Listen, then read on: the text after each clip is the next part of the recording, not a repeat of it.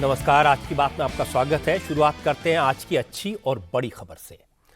आज 5 साल के बाद प्रधानमंत्री नरेंद्र मोदी और चीन के राष्ट्रपति शी जिनपिंग की मुलाकात हुई। मोदी ने शी जिनपिंग की आंखों में आंख डालकर कहा कि सीमा पर शांति के लिए भारत और चीन के बीच जो सहमति बनी है वो उसका स्वागत करते हैं। मोदी ने कहा आज वो प्रेसिडेंट शी जिनपिंग से दोनों देशों के रिश्तों के बारे में खुले मन से पॉजिटिव तरीके से बात करना चाहते हैं। यह मीटिंग 50 मिनट चली। इसमें तय हुआ कि भारत और चीन सीमा विवाद को स्थायी तौर पर सुलझाने के साथ साथ आर्थिक मोर्चे पर भी मिलकर काम करेंगे। आज की टॉक्स का एक इमीडिएट असर यह होगा कि भारत चाइनीज इन्वेस्टमेंट के लिए अपने दरवाजे फिर से खोल देगा। शी जिनपिंग को अपनी अर्थव्यवस्था को संभालने के लिए इसकी बहुत जरूरत है, लेकिन यह सब कुछ इस पर डिपेंड करेगा कि ग्राउंड लेवल पर क्या वाकई में शांति स्थापित हो पाती है। आज प्रधानमंत्री मोदी और शी जिनपिंग की मीटिंग में तय हुआ कि सीमा पर शांति होने के बाद अब मानसरोवर यात्रा पर भी बात होगी। इसे शुरू करने पर विचार किया जाएगा। मोदी और शी जिनपिंग की मीटिंग के सियासी मायने क्या है, इसका पॉलिटिकल मीनिंग क्या है, भारत और चीन की दोस्ती का दुनिया की पावर पॉलिटिक्स पर क्या असर होगा और इसमें ब्रिक्स देशों की भूमिका क्या होगी, इन सारी बातों की चर्चा करेंगे आज की बात में। लेकिन सबसे पहले आपको बता देता हूं आज मोदी की शी जिनपिंग के साथ किन मुद्दों पर बात हुई। कजान में आज प्रधानमंत्री नरेंद्र मोदी और चीन के प्रेसिडेंट शी जिनपिंग ने आमने सामने बैठकर बात की। इससे पहले पिछली बार दोनों नेताओं के बीच इस तरह की बातचीत तब हुई थी जब 2019 में शी जिनपिंग भारत के दौरे पर आए थे। आज की मीटिंग में भारत की तरफ से विदेश मंत्री S Jaishankar, national security adviser Ajit Doval, विदेश सचिव विक्रम मिस्री और ब्रिक्स में भारत के शेरपा दम्मू रवि शामिल हुए। वहीं चाइना की तरफ से जिनपिंग के साथ चाइनीज डेलीगेशन में चीन के विदेश मंत्री वांग यी और चाइनीज कम्युनिस्ट पार्टी के डायरेक्टर जनरल काई ची भी इस मीटिंग में मौजूद थे। प्रधानमंत्री मोदी और चीन के प्रेसिडेंट के बीच आपसी संबंधों के अलावा इंटरनेशनल इश्यूज पर भी बात हुई। दोनों नेताओं ने ब्रिक्स में भारत और चीन की भूमिका पर भी चर्चा की। मोदी ने शी जिनपिंग से कहा आपसी विवाद बातचीत से सुलझ जाएं वो बेहतर है, लेकिन बातचीत में इतनी देर भी नहीं होनी चाहिए कि मतभेद जरूरत से ज्यादा गहरे हो जाएं। शी जिनपिंग ने भी दोनों देशों के संबंधों को और बेहतर बनाने, इकोनॉमिक, डिजिटल और इंटरनेशनल मसलों पर मिलकर काम करने पर सहमति जताई।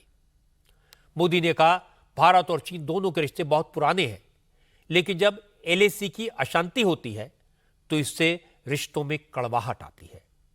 इसलिए दोनों देशों को कोशिश यही करनी चाहिए कि सीमा विवाद को बातचीत के जरिए जल्दी से जल्दी खत्म किया जाए।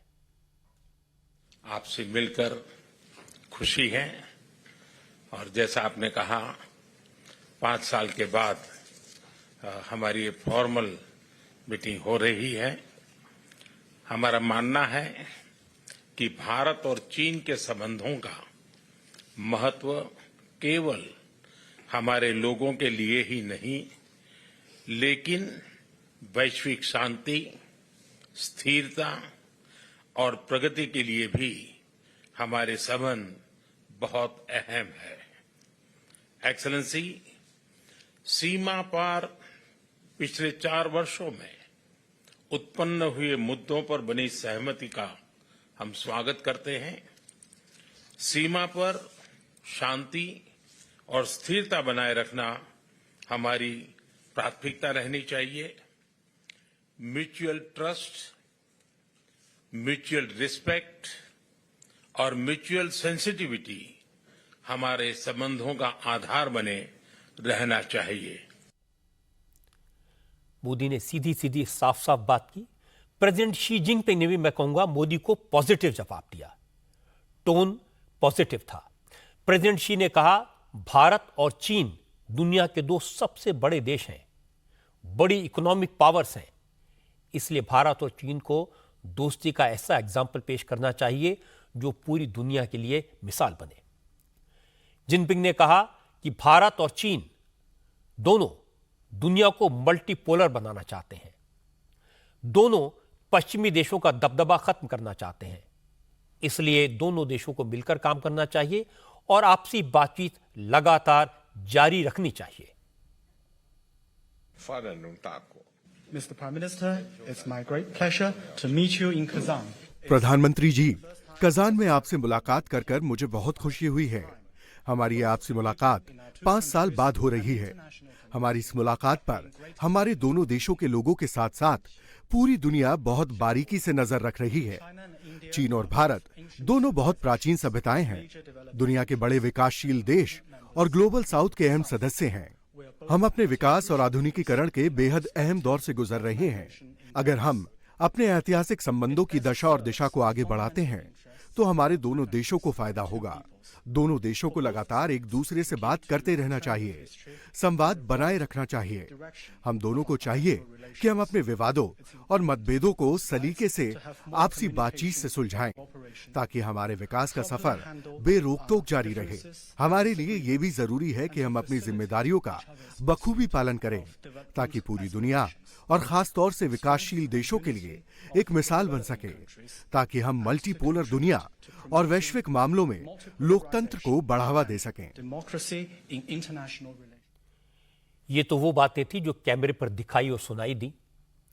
मोदी और शी जिनपिंग की मीटिंग खत्म होने के बाद विदेश सचिव विक्रम मिस्री ने इस मुलाकात की और डिटेल्स शेयर की। फॉरेन सेक्रेटरी ने बताया कि दोनों नेताओं ने आपसी कारोबार बढ़ाने, सहयोग के नए रास्ते तलाशने और ग्लोबल इश्यूज पर चर्चा की। प्रधानमंत्री मोदी ने ब्रिक्स देशों के फाइनेंशियल इंटीग्रेशन की कोशिशों के लिए जिनपिंग की तारीफ की और उसमें पूरे सहयोग का वादा किया। दोनों नेताओं ने सीमा विवाद हल करने के लिए बॉर्डर से जुड़े स्पेशल रिप्रेजेंटेटिव्स को जल्दी से जल्दी मिलने के लिए कहा। विदेश सचिव ने बताया कि जब चीन और भारत के रिप्रेजेंटेटिव्स के बीच अगली बैठक होगी तो कैलाश मानसरोवर यात्रा फिर से शुरू करने को लेकर भी बात की जाएगी। प्रधानमंत्री मोदी ने जोर देकर कहा कि दोनों देशों के बीच सीमा को लेकर जो मतभेद हैं, उनका असर सरहद पर शांति और स्थिरता पर नहीं पड़ना चाहिए। इस मसले पर दोनों ही नेताओं ने ये माना कि सीमा विवाद पर बातचीत के लिए विशेष प्रतिनिधियों की भूमिका काफी अहम है। तभी सीमा से जुड़े मतभेद दूर हो सकेंगे और सीमा पर शांति और स्थिरता बनी रहेगी। दोनों नेताओं ने विशेष प्रतिनिधियों से कहा कि वो जल्दी से जल्दी मुलाकात कर कर सीमा से जुड़े मसलों का समाधान तलाशने की कोशिश करें। जहां तक डेप्सांग और डैमचौक की बात है, तो दोनों देशों के बीच पिछला समझौता मेरे ख्याल से सितंबर 2022 में हुआ था। उसके बाद से ही दोनों देश लाइन ऑफ एक्चुअल कंट्रोल से जुड़े बाकी विवादों के निपटारे के लिए बात कर रहे थे। इसमें डेप्सांग और डैमचौक के इलाके भी शामिल थे और अभी जो समझौता हुआ है वो मोटे तौर पर इन्हीं 2 इलाकों से जुड़ा है। और जहां तक भरोसा बढ़ाने की दूसरे मसलों की बात है, तो जब दोनों देशों के नेता आगे मिलेंगे तो निश्चित रूप से कैलाश मानसरोवर की यात्रा दोबारा शुरू करने पर भी बात होगी।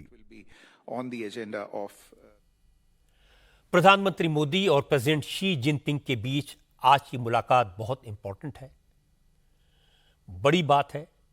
5 साल का गतिरोध आज दूर हुआ है। भारत और चीन के अच्छे भले रिश्ते थे, ये कैसे खराब हुए इसकी बैकग्राउंड को आज जरा याद करने की जरूरत है। जब चीन सीमा पर भारत से टकराया तो हमारे बहादुर जवान 72 दिन तक चीनी सैनिकों के सामने डटे रहे। चीन ने एक बार फिर विश्वास को तोड़ा था। सरहद की दूसरी तरफ चीन बॉर्डर पर जबरदस्त इंफ्रास्ट्रक्चर तैयार कर चुका था। यह भारत के लिए बड़ा खतरा था। भारत ने भी इस बार वॉर फुटिंग पर काम किया। जल्दी से जल्दी सड़कें, ब्रिजेस और टनल्स सब कुछ बनाया। फौज को बराबर की ताकत में चीन के सामने खड़ा कर दिया। तब जाकर चीन को लगा ये नया हिंदुस्तान है जो डरने वाला नहीं है। पिछले 2 साल से चीन ने सरहद पर कोई बड़ी हिमाकत नहीं की, बल्कि चीन की तरफ से लगातार फीलर्स दिए जा रहे थे कि बॉर्डर डिस्प्यूट पर बात चल रही है, वो चलती रहेगी, लेकिन भारत ट्रेड शुरू कर सकता है, व्यापारिक रिश्ते फिर से कायम किए जा सकते हैं। चीन से खराब रिश्तों का असर भारत पर भी पड़ रहा था। भारत बहुत सारे क्षेत्रों में प्रोडक्शन के लिए, रॉ मटेरियल के लिए चीन पर डिपेंडेंट है। इलेक्ट्रॉनिक्स हो, फार्मास्यूटिकल्स हो, केमिकल्स हो, ये सारे ऐसे एरियाज हैं जहां भारत को नुकसान हो रहा था। पर इसकी परवाह किए बगैर भारत इस बात पर अड़ा रहा कि जब तक बॉर्डर डिस्प्यूट पर एग्रीमेंट नहीं हो जाता, बाकी इश्यूज पर बात नहीं हो सकती। आर्थिक नुकसान उठाने के बावजूद भारत झुका नहीं। आखिरकार शी जिनपिंग को यह बात समझ में आई। भारत की डिप्लोमेसी रंग लाई। कई महीनों की बातचीत के बाद चीन ने बॉर्डर पर डिसएंगेजमेंट को लेकर एग्रीमेंट किया और पिछले 2 दिन में यह बात भारत और चीन दोनों की तरफ से पूरी दुनिया को बता दी गई। यह समझा दिया गया कि दोनों देश अपने रिश्ते नॉर्मल करने की दिशा में आगे बढ़ रहे हैं। इस पूरे मामले में प्रधानमंत्री नरेंद्र मोदी और प्रेसिडेंट पुतिन की दोस्ती भी काम आई। हालांकि ये बातें ऑफिशियली कभी कही नहीं जाती, लेकिन एक बात क्लियर है, भारत ने दुनिया को यह बता दिया कि वो किसी भी परिस्थिति में अपने सेल्फ रेस्पेक्ट से समझौता नहीं करेगा। आज भी शी जिनपिंग के साथ बैठक के दौरान नरेंद्र मोदी ने साफ साफ लफ्जों में कहा, सीमा पर शांति, बॉर्डर पर स्टेबिलिटी दोनों देशों की प्राथमिकता है। लेकिन अगले ही वाक्य में मोदी ने कहा, आपसी रिश्ते बेहतर करने के लिए परस्पर विश्वास और परस्पर सम्मान भी आवश्यक है। प्रधानमंत्री नरेंद्र मोदी का मैसेज क्लियर है, भारत अपने पड़ोसियों से बेहतर रिश्ते बनाना चाहता है, लेकिन भारत आत्मसम्मान को सबसे ऊपर रखता है। इससे पहले प्रधानमंत्री मोदी ने ब्रिक्स के मंच से चीन और पाकिस्तान समेत सभी देशों को कड़ा संदेश दिया। मोदी ने कहा, आतंकवाद और टेरर, इसकी फाइनेंसिंग को लेकर दोहरा रवैया, दोगलापन नहीं चलेगा। ब्रिक्स समिट में मोदी ने कहा, अगर आतंकवाद को हराना है तो सभी देशों को इसकी परिभाषा और इसकी चुनौती पर एकजुट होना होगा। यह नहीं चलेगा कि किसी एक देश के आतंकवाद पर अलग रवैया हो और दूसरे के लिए अलग। ब्रिक्स लीडरशिप समिट में मोदी ने कई मामलों पर दो टूक बात रखी। मोदी ने कहा, आज दुनिया भर के नौजवान सोशल मीडिया की वजह से रेडिकलाइज हो रहे हैं। फेक न्यूज, डीप फेक और आर्टिफिशियल इंटेलिजेंस की वजह से साइबर सुरक्षा की चुनौती बढ़ती जा रही है और सभी देशों को इन खतरों से निपटने के लिए एक साथ आना होगा। मोदी ने कहा, ब्रिक्स का मकसद किसी और संगठन की जगह लेना नहीं है, बल्कि वर्ल्ड ऑर्डर को स्थिर बनाना है। इसलिए सभी सदस्य देशों की राय का सम्मान होना चाहिए। कजान में प्राइम मिनिस्टर मोदी ने कहा, आज दुनिया में चौथी इंडस्ट्रियल क्रांति हो रही है। दुनिया डिजिटल होती जा रही है। इस डिजिटल वर्ल्ड के फायदे दुनिया के हर नागरिक को मिलने चाहिए और इसमें भारत का यूपीआई यानी यूनिफाइड पेमेंट इंटरफेस काफी काम आ सकता है। स्वरूप में ब्रिक्स विश्व की 40% मानवता और लगभग 30% अर्थव्यवस्था का प्रतिनिधित्व करता है। ब्रिक्स $30 ट्रिलियन से भी ज्यादा बड़ी इकोनॉमी है। ब्रिक्स देशों के बीच फाइनेंशियल इंटीग्रेशन बढ़ाने के लिए प्रयासों का हम स्वागत करते हैं। लोकल करेंसीज में व्यापार और सुगम रूप से क्रॉस बॉर्डर पेमेंट से हमारा आर्थिक सहयोग सुदृढ़ होगा। भारत ब्रिक्स के अंतर्गत सहयोग बढ़ाने के लिए पूरी तरह से प्रतिबद्ध है। हमारी विविधता और मल्टीपोलैरिटी में हमारा दृढ़ विश्वास हमारी ताकत है। पिछले लगभग 2 दशकों में ब्रिक्स ने अनेक उपलब्धियां हासिल की हैं। मुझे विश्वास है कि आने वाले समय में यह संगठन वैश्विक चुनौतियों का सामना करने के लिए और अधिक प्रभावी माध्यम बनकर के उभरेगा। ब्रिक्स लीडरशिप समिट में इस बार फाउंडिंग मेंबर्स भारत, रूस, चीन, ब्राजील और साउथ अफ्रीका के अलावा मिस्र, Ethiopia, Iran, United Arab Emirates, Armenia, Azerbaijan, Kazakhstan समेत 36 देशों के नेता शामिल हुए। लीडरशिप समिट में पहली बार ईरान, इथोपिया और इजिप्ट फुल मेंबर्स के तौर पर शामिल हुए। नेटो के मेंबर टर्की के अलावा मलेशिया और अजरबैजान ने ब्रिक्स का मेंबर बनने के लिए ऑफिशियल एप्लीकेशन दी है। अमेरिका और यूरोप में इस बार के ब्रिक्स सम्मेलन की बहुत चर्चा है। ब्रिक्स समिट को प्रेसिडेंट पुतिन का पावर प्रेजेंटेशन कहा जा रहा है। इसके लिए भारत, रूस और चीन ने यह दिखा दिया कि दुनिया पर अमेरिका, यूरोप समेत वेस्टर्न कंट्रीज की दादागिरी अब नहीं चलने वाली। कल रात कजान में प्रेसिडेंट पुतिन ने सभी नेताओं के लिए डिनर किया। डिनर से पहले कल्चरल इवेंट हुए। इस प्रोग्राम के दौरान नोट करने की बात यह है कि सारे जहां से अच्छा हिंदुस्तान हमारा का भी प्रेजेंटेशन दिया गया।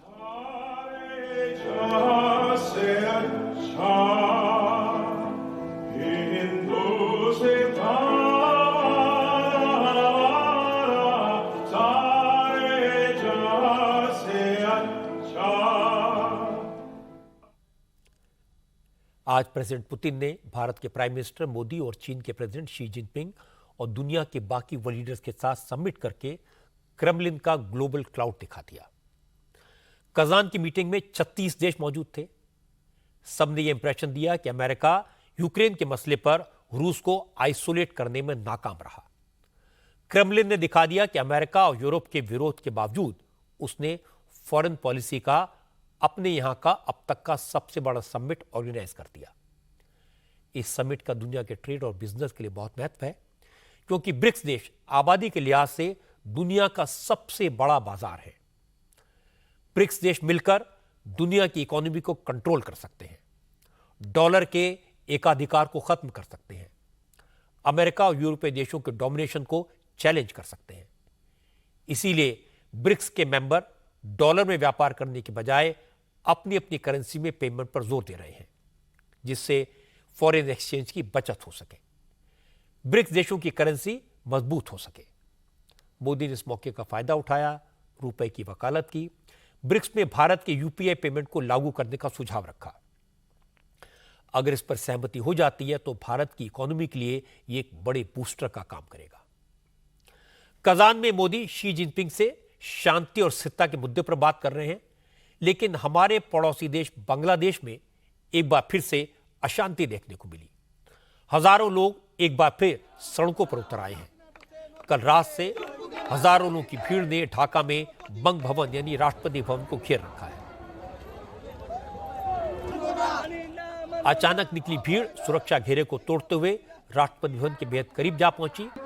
प्रदर्शनकारी बांग्लादेश के प्रेसिडेंट मोहम्मद शहाबुद्दीन का इस्तीफा मांग रहे हैं, उनके खिलाफ नारे लगा रहे हैं।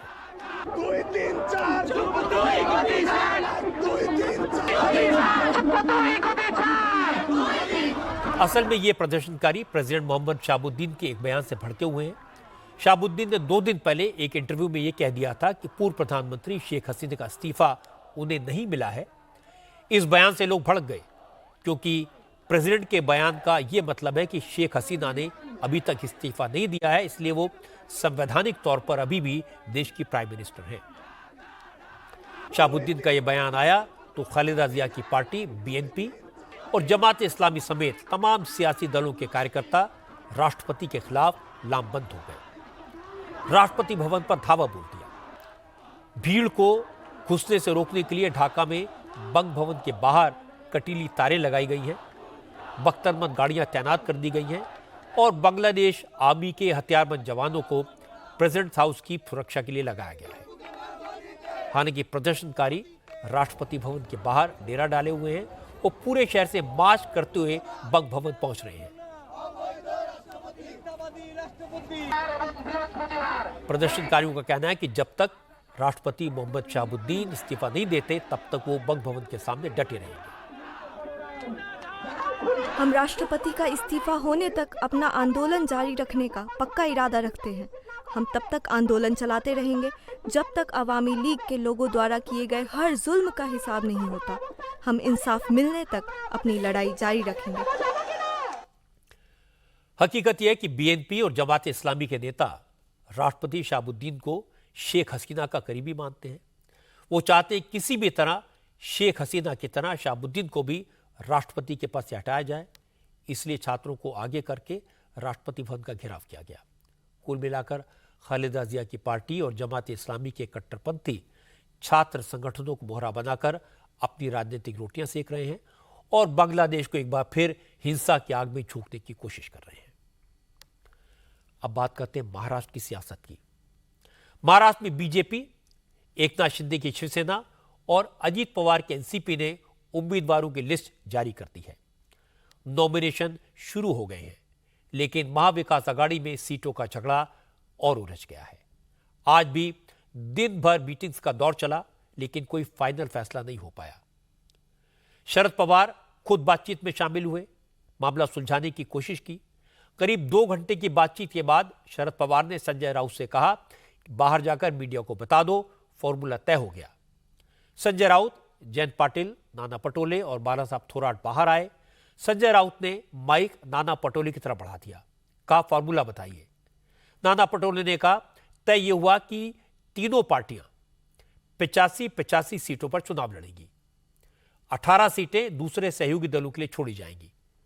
पूछा गया बाकी बची 15 सीटों का क्या होगा, तो नाना पटोले ने कहा उन सीटों पर अभी एक राय नहीं बनी है, 1-2 दिन में सब तय हो जाएगा।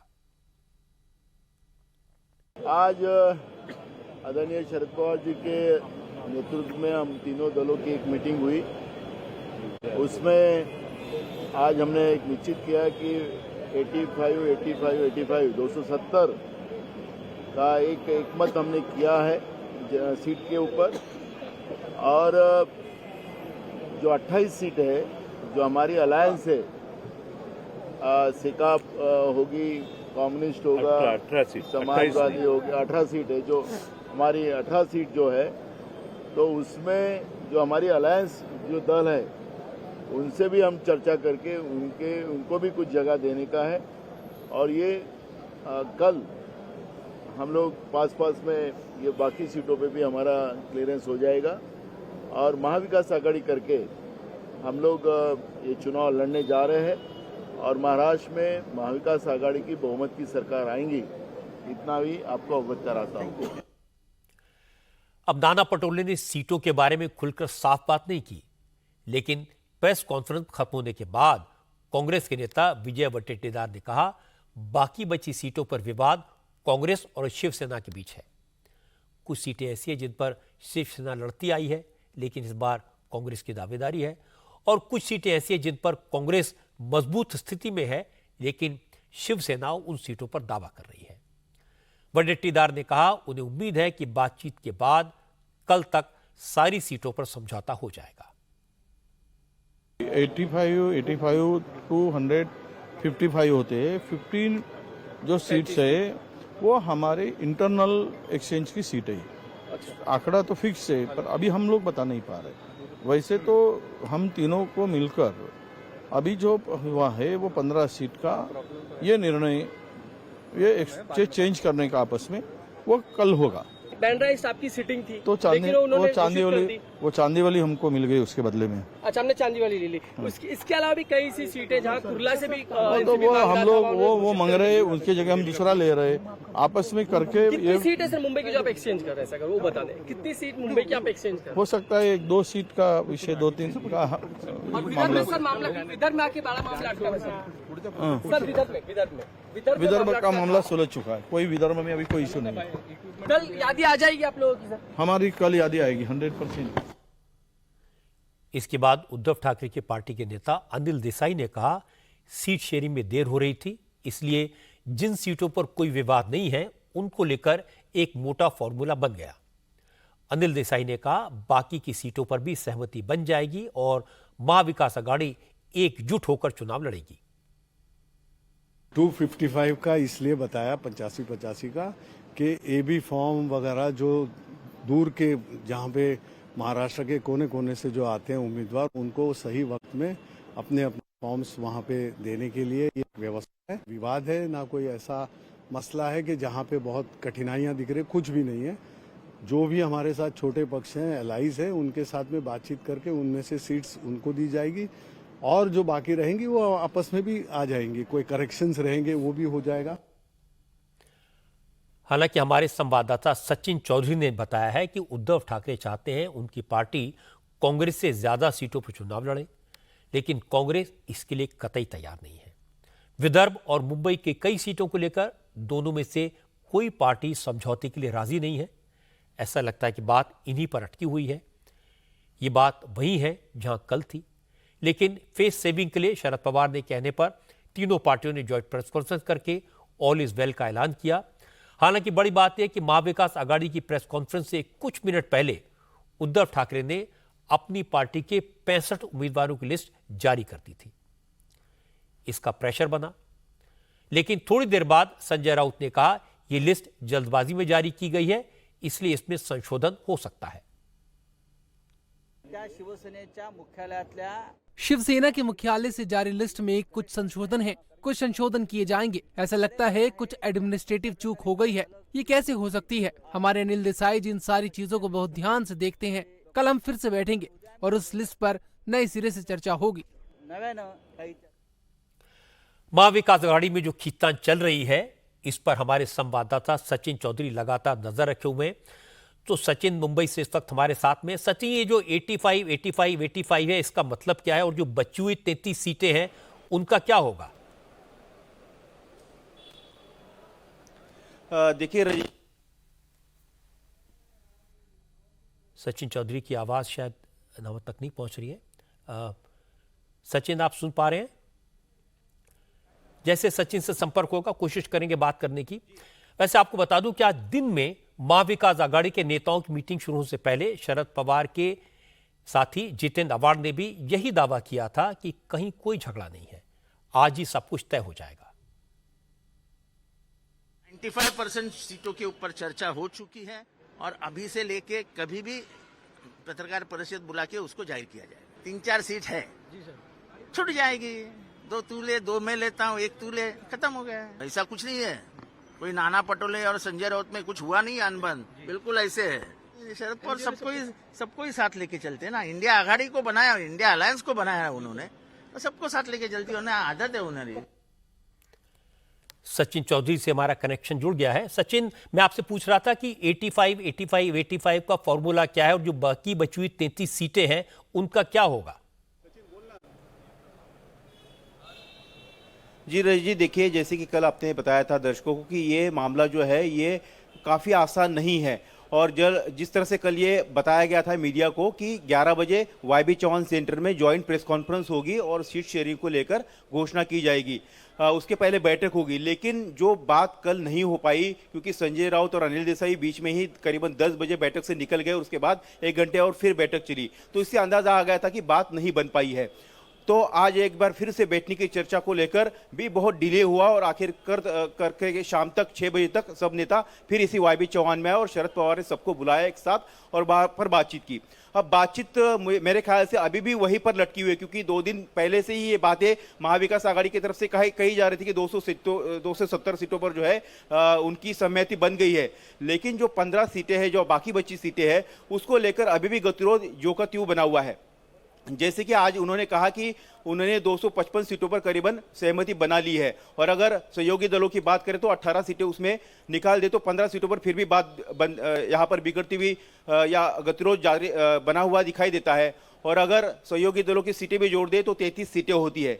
देखिए आज शिवसेना ने जो लिस्ट जारी की उसमें कुर्ला की सीटें, सांगोला की सीटें जो शेकापा ने ऑलरेडी जारी कर दी गई है, नागपुर रामटेक की सीट है नागपुर रीजन में, नासिक पश्चिम की सीट है जो उद्धव ठाकरे ने घोषित की है। हालांकि उद्धव ठाकरे की पार्टी से आज संजय राउत ने कहा कि अपडेट लिस्ट हम कल जो है फिर भेजेंगे, लेकिन उन सीटों का जिक्र नहीं है जो हम अपने दर्शकों को बता रहे हैं कि मुंबई की सीटें हम बात करें तो भाईकला की सीट है, वर्सोवा की सीट है, बांद्रा ईस्ट की सीट आज शिवसेना ने अपनी लिस्ट में घोषित कर दी है। वरुण सरदेसाई खिलाफ वहां पर जीशान सिद्दीकी लड़ेंगे शरद अजित पवार गुट से शायद, तो वहां पर की सीट घोषित होकर दी गई, लेकिन अभी भी भाईकला, वर्सोवा, कुर्ला और घाटकोपर वेस्ट जैसी प्रमुख सीटें हैं जहां पर गतिरोध बना हुआ है। एरंडोल जो सीट है उत्तर महाराष्ट्र की, वहां पर गतिरोध बना हुआ है। दक्षिण नागपुर की सीटें वहां पर गतिरोध बना हुआ है। चंद्रपुर की सीटें वहां पर, दरियापुर की सीटें वहां पर गतिरोध बना हुआ है। तो ऐसी दर्जनों सीटें हैं जो पिछले कम से कम 8 दिनों से जिस पर कोई डेडलॉक अभी भी वहां पर कोई मामला सुलझ ही नहीं पा रहा है और मामला जू का तू बना है। मीडिया का इतना प्रेशर आ गया था आज महाविकास आघाड़ी पर कि बैठक होगी कि नहीं होगी, प्रेस कॉन्फ्रेंस होगी कि नहीं होगी, क्योंकि तारीख पे तारीख और समय पे समय दिए जा रहे थे लेकिन उसका कोई पालन नहीं हो रहा था।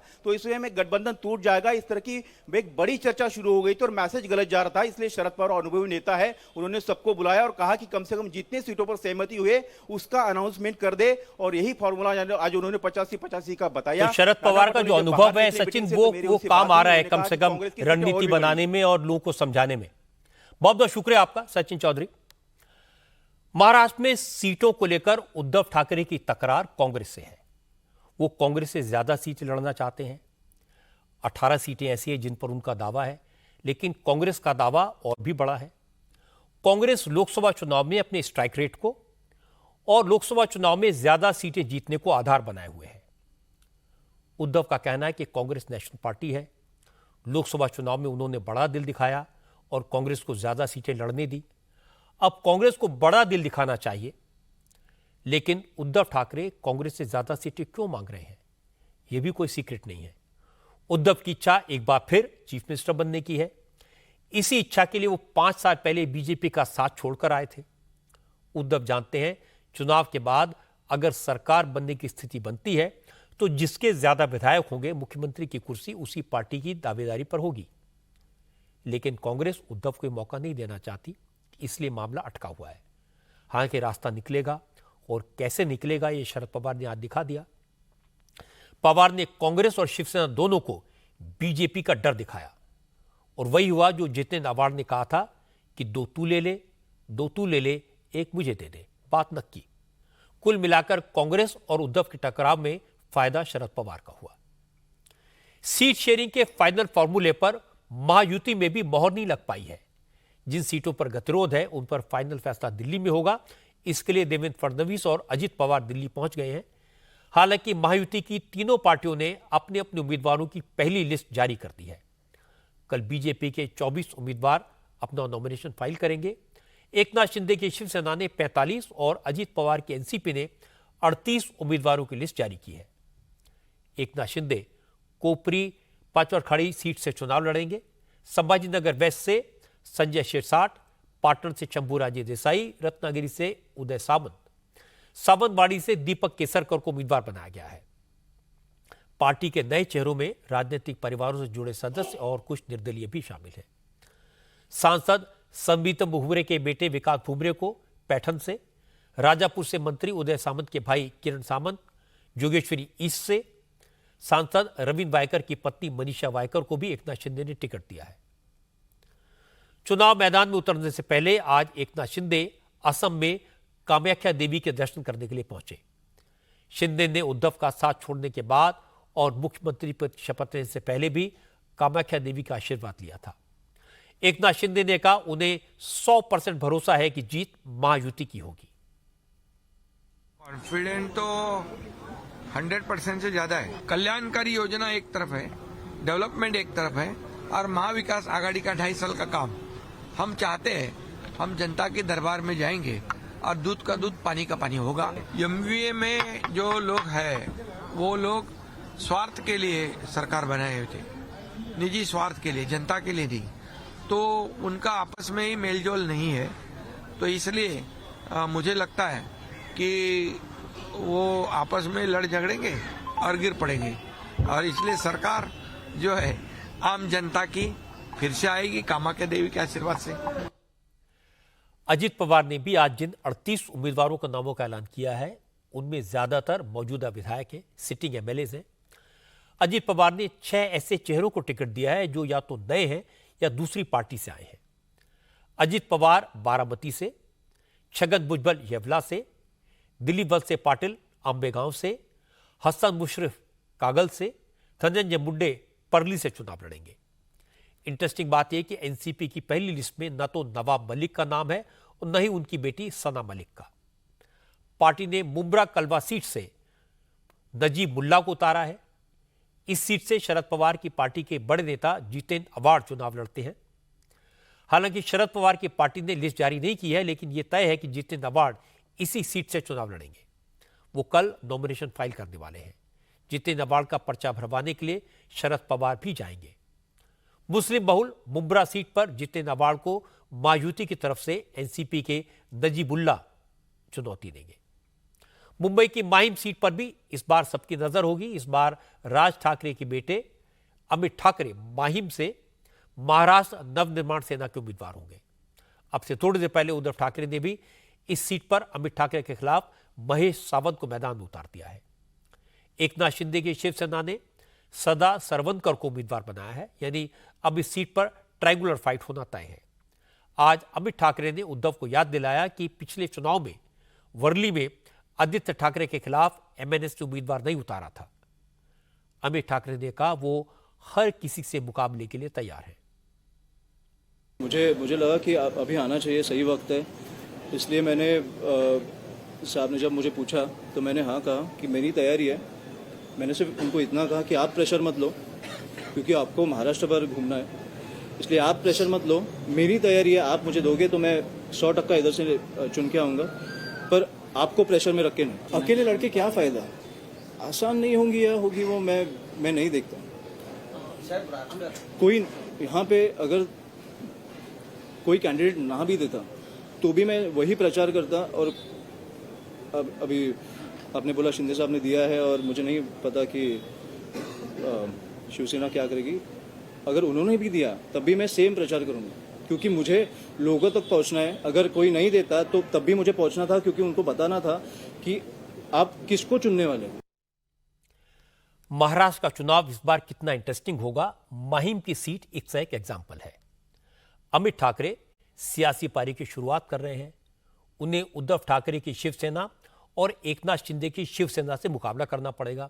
यानी महिम में फाइट पुराने शिव सैनिकों में ही होगी। जहां तक महायुति में सीटों के बंटवारे का सवाल है तो कहना पड़ेगा कि बीजेपी ने बड़ा दिल दिखाया है। एकनाथ शिंदे और अजीत पवार को उम्मीद से ज्यादा सीटें दी हैं। इसके बाद भी जिन सीटों पर मामला नहीं सुलझा वहां एक दूसरे के दावेदारों को टिकट देने का रास्ता निकाला जाएगा। इसलिए उम्मीद की जानी चाहिए कि कल सुबह तक महायुति में सीटों का बंटवारा फाइनल हो जाएगा, लेकिन महाविकास अघाड़ी में सीटों के एडजस्टमेंट में वक्त लग सकता है।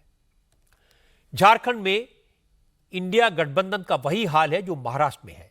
जेएमएम, कांग्रेस, आरजेडी ने अपने अपने उम्मीदवारों की लिस्ट जारी कर दी है, लेकिन सीटों के बंटवारे का औपचारिक ऐलान अभी तक नहीं हो पाया है। हालांकि कांग्रेस अब तक 21, आरजेडी 6 और जेएमएम 36 उम्मीदवारों के नामों का ऐलान कर चुकी है और टिकट के ऐलान के साथ ही पार्टी में अंदरूनी झगड़े शुरू हो गए हैं। हेमंत सोरेन ने पाकुड़ जिले की लिट्टीपाड़ा सीट पर sitting MLA Dinesh William Marandi का टिकट काटकर बीजेपी से आए हेमलाल मुर्मू को टिकट दिया है। इससे नाराज दिनेश विलियम मरांडी ने ऐलान कर दिया कि वो चुनाव तो जरूर लड़ेंगे, अगर किसी दूसरी पार्टी से टिकट नहीं मिलता तो निर्दलीय लड़ेंगे। दिनेश मरांडी शिबू सोरेन के करीबी रहे साइमन मरांडी के बेटे हैं, लेकिन हेमंत सोरेन ने कहा बीजेपी उनकी पार्टी के लोगों को भड़काकर, डराकर, धमकाकर तोड़ने की कोशिश कर रही है। इससे बीजेपी को कोई फायदा नहीं होगा। हेमंत सोरेन ने कहा बीजेपी ने झारखंड में सारे फॉर्मूले आजमा लिए लेकिन उन्हें डरा नहीं सकी। अब झारखंड की जनता बीजेपी को जवाब देगी। कई बार डराने का कोशिश हुआ, हमको डरा तो नहीं सका, लेकिन हमारा कुछ नेता लोग को चुरा कर ले जाने का काम जरूर भारतीय जनता पार्टी ने किया है। हम ही लोग का बीच का कुछ लोग उन लोग का एजेंट बन गया है पैसा लेकर के। आज एक तो आदिवासी मुख्यमंत्री को सरकार से गिराने के लिए 5 साल तक मेहनत करते रहे, लेकिन गिरा नहीं सके। आज ये लोग फिर से एक प्रयास में है और इसके लिए पूरा देश का ताकत लगा हुआ है। लगभग 1 दर्जन मुख्यमंत्री यहाँ पर हमारे विरोध में खड़े हैं। देश का प्रधानमंत्री भी हमारे विरोध में खड़ा है। इसलिए ध्यान रखिएगा, झारखंडी मूलवासी आदिवासी की सरकार इस राज्य में होना चाहिए। नहीं तो छत्तीसगढ़ से आ जाएगा मुख्यमंत्री बनेगा, मध्य प्रदेश से आ जाएगा मुख्यमंत्री बन जाएगा। अभी यहां पर एक आसाम का मुख्यमंत्री यहां घूम रहा है रोज। झारखंड की 81 विधानसभा सीटों के लिए 2 चरण में चुनाव होने हैं। 13 और 20 नवंबर को वोटिंग होनी है। पहले फेज के लिए अब तक 60 से ज्यादा कैंडिडेट्स ने नॉमिनेशन फाइल कर दिए हैं। झारखंड में बीजेपी के प्रभारी शिवराज सिंह चौहान आज गढ़वा सीट से बीजेपी कैंडिडेट सत्येंद्र नाथ तिवारी के नामांकन में शामिल हुए और इसके बाद शिवराज ने कहा कि झारखंड में हेमंत सोरेन ने करप्शन के पैसे से जो सोने की लंका बनाई है, बीजेपी भ्रष्टाचार की उस लंका को राख कर देगी। जनता में उत्साह का अपार सागर हिलोरे ले रहा है जनता के हृदय में। एनडीए भारतीय जनता पार्टी भारी बहुमत से जीत रही है। यहाँ भी सत्येंद्र नाथ तिवारी जीतेंगे और भ्रष्टाचार की लंका को जला के राख करेगी राज्य में। शिवराज सिंह चौहान का कॉन्फिडेंस देखने वाला है।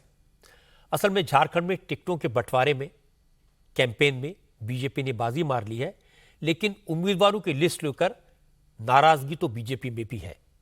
इसीलिए बीजेपी के 3 पूर्व विधायक कल झारखंड मुक्ति मोर्चा में शामिल हो गए। हालांकि शिवराज चौहान ने कई नाराज नेताओं को मना लिया है, लेकिन ये कहना पड़ेगा कि झारखंड में एनडीए और इंडिया अलायंस के बीच टक्कर कांटे की है। हेमंत सोरेन बीजेपी के सामने कड़ी चुनौती पेश कर रहे हैं। आज प्रियंका गांधी ने औपचारिक तौर पर चुनावी राजनीति में कदम रखा। प्रियंका ने वायनाड लोकसभा सीट से पर्चा भर दिया। नॉमिनेशन के वक्त प्रियंका गांधी के साथ सोनिया गांधी, राहुल गांधी, मल्लिकार्जुन खड़गे, केसी वेणुगोपाल, कर्नाटक के मुख्यमंत्री Siddaramaiah, deputy chief minister DK Shivakumar, Himachal Pradesh के मुख्यमंत्री सुखविंदर सुक्खू के अलावा रॉबर्ट वाड्रा और प्रियंका के बेटे रेयान वाड्रा समेत कांग्रेस के कई बड़े नेता मौजूद थे। नॉमिनेशन फाइल करने से पहले प्रियंका गांधी ने वायनाड में एक बड़ा रोड शो किया। इस रोड शो में पूरे केरल से कांग्रेस के कार्यकर्ताओं के अलावा यूडीएफ के सहयोगी दलों के नेताओं को भी बुलाया गया था। रोड शो के बाद प्रियंका और राहुल गांधी ने एक रैली को एड्रेस किया। प्रियंका ने कहा, न वो सियासत में नहीं है, न वायनाड के लोगों के बीच पहली बार आई है। बस फर्क इतना है, पहले वो पार्टी के लिए कैंपेन करती थी, लेकिन इस बार खुद अपने लिए वोट मांगने आई है। 1989 में जब मैं 17 साल की थी, तब मैंने पहली बार अपने पिता के लिए प्रचार किया था। अब 35 साल बीत चुके हैं। इस दौरान मैंने अपनी माँ के लिए चुनाव प्रचार किया, मैंने अपने भाई के लिए चुनाव प्रचार किया, मैंने अपनी पार्टी के कई साथियों के लिए प्रचार किया। पिछले 35 साल में मैं दूसरों के लिए चुनाव प्रचार करती थी। ये पहली बार है जब मैं अपने लिए प्रचार करने आपके बीच आई हूँ। ये बिल्कुल अलग एहसास है।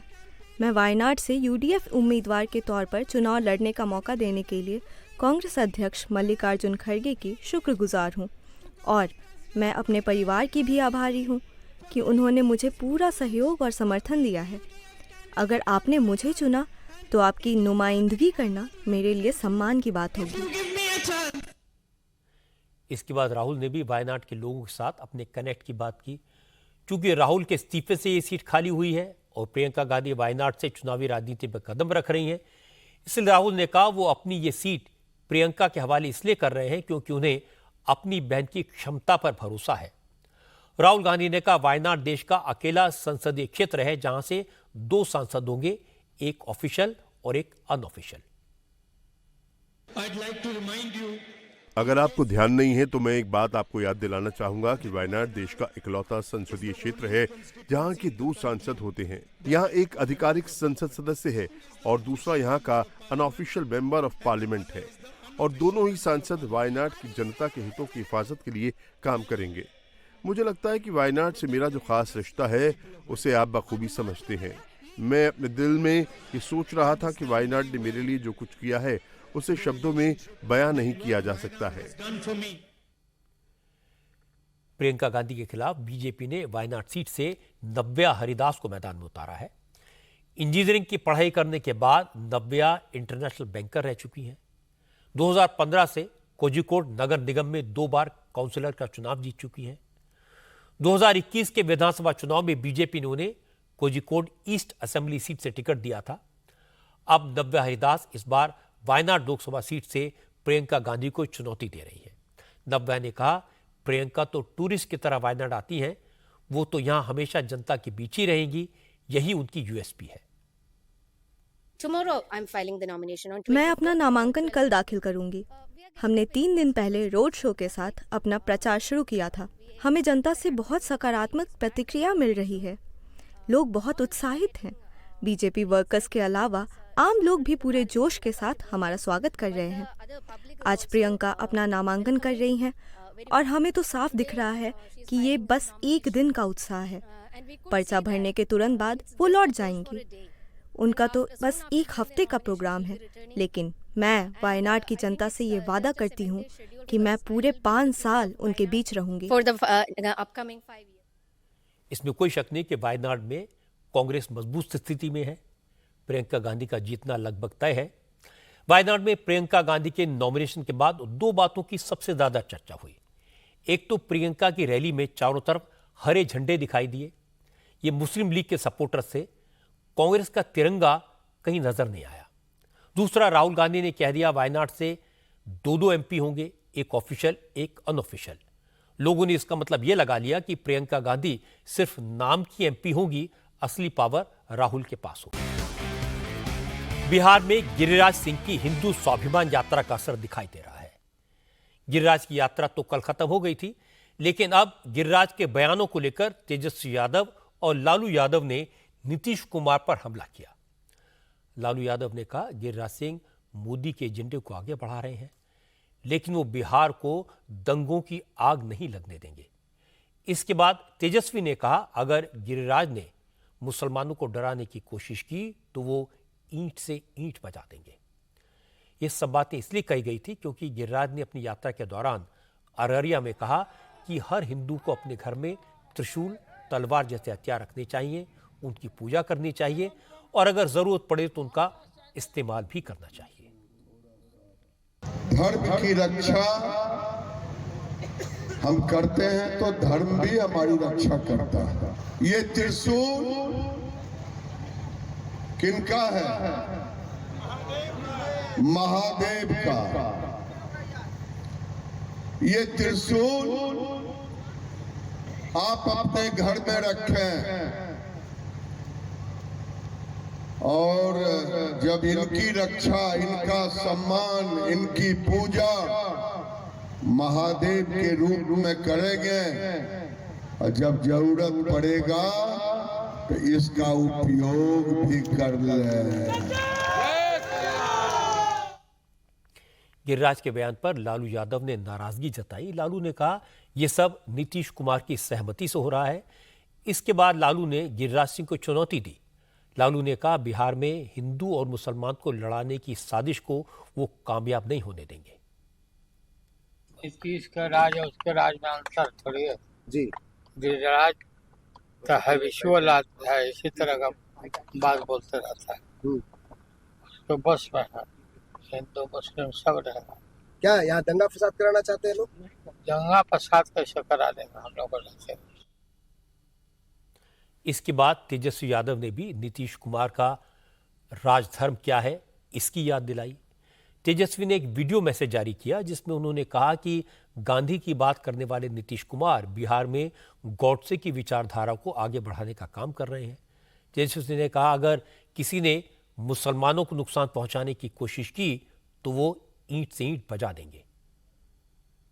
जिस प्रकार से गिरिराज सिंह द्वारा जो यात्रा जो चलाई जा रही है या भाजपा के अररिया के सांसद ने जो बेहुदा बेतुका नफरत वाली भाषा का इस्तेमाल करते हुए दो समुदायों के बीच दंगा कराने का एक प्रयास और एक साजिश जो है, षड्यंत्र जो है वो चल रहा है।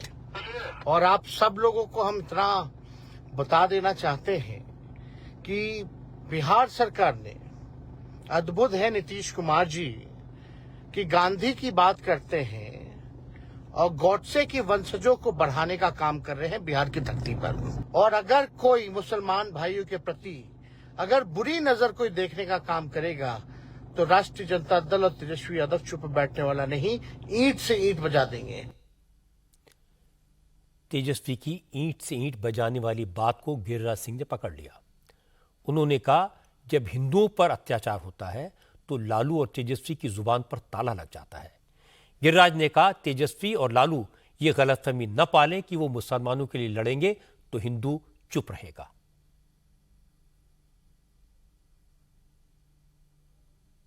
ये तो जाना हुआ है कि तेजस्वी यादव या लालू यादव ईंट से ईंट बजा देंगे, मुसलमानों पर बुरी नजर वाले। मेरी यात्रा खत्म हो गई, मेरी यात्रा में कहीं कुछ नहीं हुआ। अब ये चाह रहे हैं दंगा हो जाए।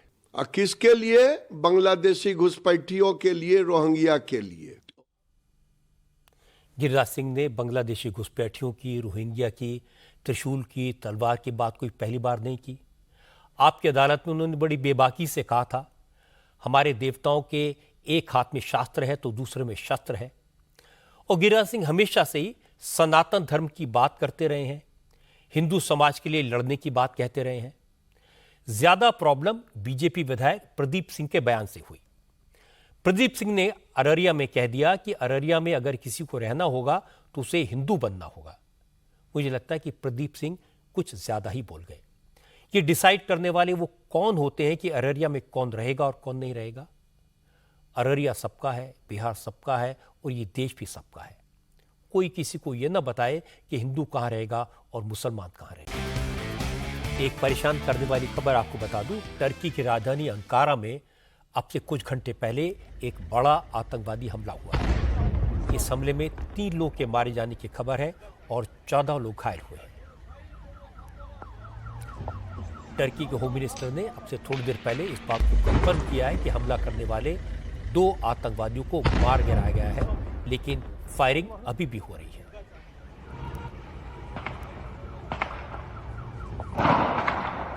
अभी तक जो जानकारी मिली है उसके मुताबिक टर्की की सरकारी एरोस्पेस और डिफेंस कंपनी के हेडक्वार्टर के मेन गेट पर आतंकवादियों ने बड़ा आत्मघाती ब्लास्ट किया।